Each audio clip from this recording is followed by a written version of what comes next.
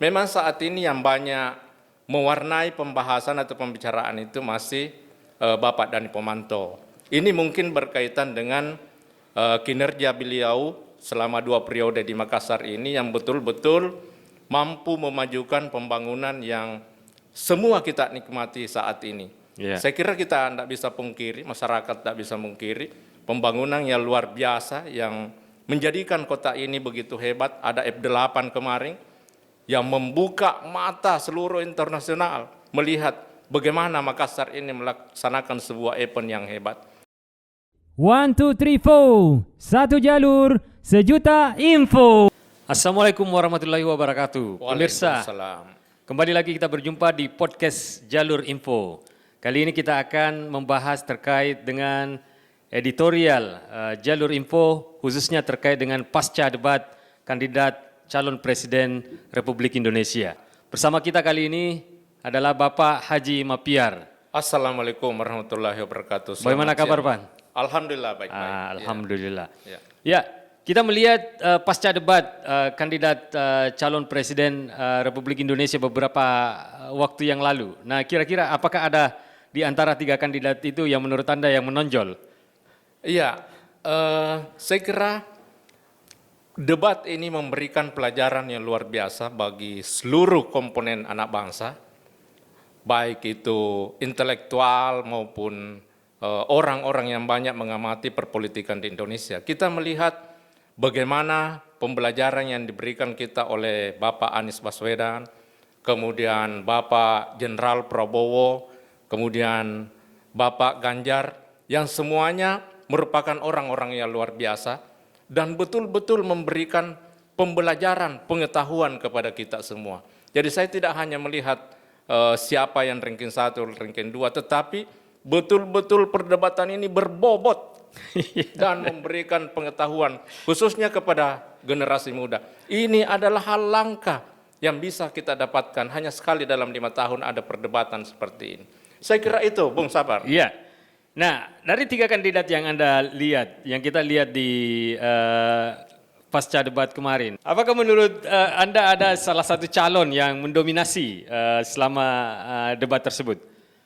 Iya, jadi saya tidak dalam kapasitas menilai ini ranking 1, ini ranking 2, ranking 3.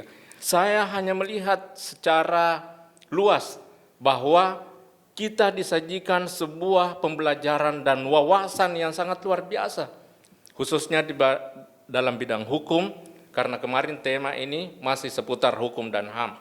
Ini luar biasa, Pak. Sangat susah kita dapatkan momentum seperti ini. Jadi kita harapkan masyarakat Indonesia betul-betul menonton, menyaksikan perdebatan yang hebat ini. Saya kira itu, Pak, yang sebagai orang media ya. Iya. Oke, dari survei-survei yang selalu ditampilkan di media massa, ini Prabowo masih unggul dibandingkan dengan kandidat lain. Dengan persentase kira-kira 40%, sementara kandidat lain sekitar 20%. Nah, kira-kira apakah debat ini akan mampu mengubah kira-kira persentase daripada jumlah pemilih yang akan memilih masing-masing kandidat? Iya, saya kira debat ini akan banyak mempengaruhi survei-survei ini. Karena bagaimanapun juga orang ingin melihat bobot dari calon yang ingin dipilih itu. Tetapi sebagai media, sekali lagi kita tidak melihat ke sana, tetapi kita melihat bahwa inilah kesempatan untuk kita belajar. Ya, itu yang penting. Oke.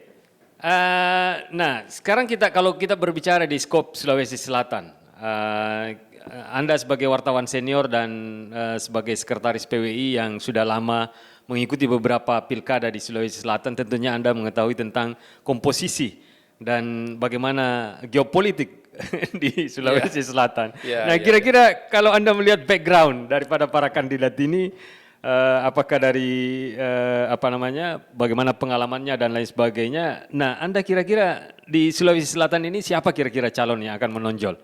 Iya, kalau di Sulawesi Selatan ini tokoh-tokoh yang muncul saat ini di antaranya ada Bapak Dani Pomanto, Bapak Wali Kota Makassar saat ini. Kemudian ada mantan gubernur Bapak Andi Sudirman Sulaiman, kemudian ada Pak Nurdin Halid Ya. dari Golkar, kemudian ada Bapak Ilham Arif Sirajuddin. Namun yang kelihatan menjadi pembicaraan ini di warung-warung kopi Pak ya, warung-warung kopi, di kafe-kafe, kemudian orang-orang ngumpul. Memang saat ini yang banyak mewarnai pembahasan atau pembicaraan itu masih Bapak Dhani Pomanto. Ini mungkin berkaitan dengan kinerja beliau selama 2 periode di Makassar ini yang betul-betul mampu memajukan pembangunan yang semua kita nikmati saat ini.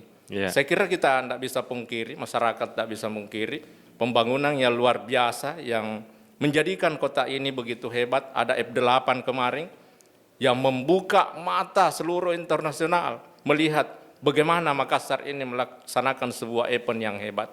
Saya kira itu hanya satu dari sekian banyak prestasi yang diukir oleh Bapak Dhani Pomanto untuk kota Makassar ini.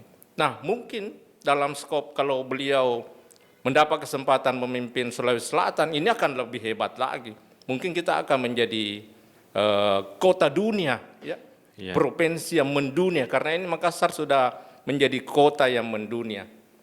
Demikian juga calon-calon yang lain. Saya kira mereka semua punya program yang baik. Saya kira itu, Bung Sapar. Iya, ya betul. Memang sosok Pak Dhani Pomanto ini adalah sosok yang menarik, ya. Artinya kalau kita lihat membangun dari lorong, tagline-nya beliau, Ya. mampu menjadikan kota Makassar yang tadinya sekarang menjadi kota festival, ya. Kota festival. Ya, kota festival di mana kemarin diadakan F8 dan lain sebagainya. Jadi betul-betul sekarang ini Makassar dia mampu mengubah wajah kota Makassar menjadi wajah kota dunia. Iya. Ya. Nah, kira-kira peluang daripada Pak Dhani ini untuk maju, Anda melihatnya bagaimana?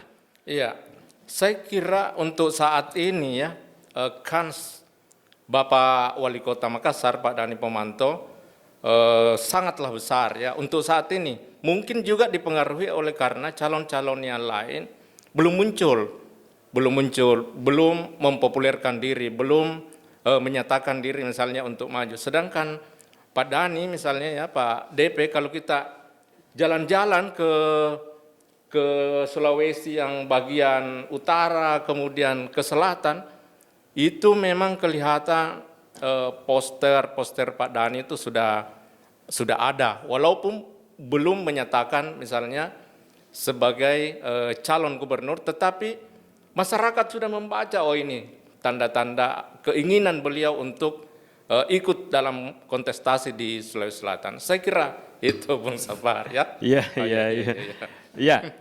Ya, betul. Apa yang disampaikan oleh Pak Haji Mapiar, memang Pak Dhani ini merupakan tokoh yang menarik ya. Ya. Di mana kita melihat bahwa background beliau sebenarnya bukan seorang politisi. Ya. Tapi dia berangkat dari seorang akademisi yang tiba-tiba kemudian muncul menjadi seorang wali kota Makassar.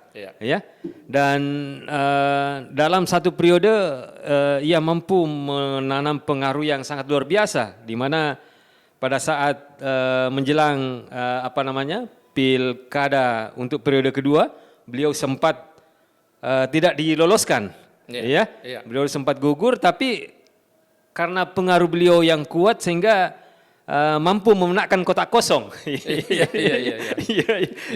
Ini fenomena yang menarik juga. Bagaimana Anda melihat hal ini? Betul, ya. Jadi memang Pak Dhani ini tadinya adalah akademisi, kemudian beliau juga adalah arsitek, seorang pengusaha. Saya kira di Makassar saja itu banyak sekali karya-karya monumental yang dilahirkan oleh Pak Dhani Pomanto.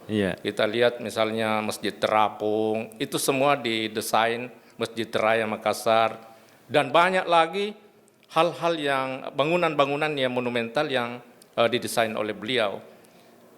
Berlatar belakang arsitek inilah yang kemungkinan lebih memberikan peluang kepada beliau bagaimana untuk menata Makassar yang lebih hebat seperti yang kita nikmati sekarang ini.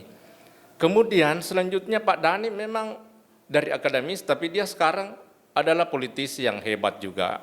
Kita melihat bagaimana perjalanan Pak Dhani untuk memenangkan dari pemilihan wali kota yang pertama, kemudian kedua, dan sekarang ini bersiap-siap untuk maju di Sulawesi Selatan, Iya. insya Allah.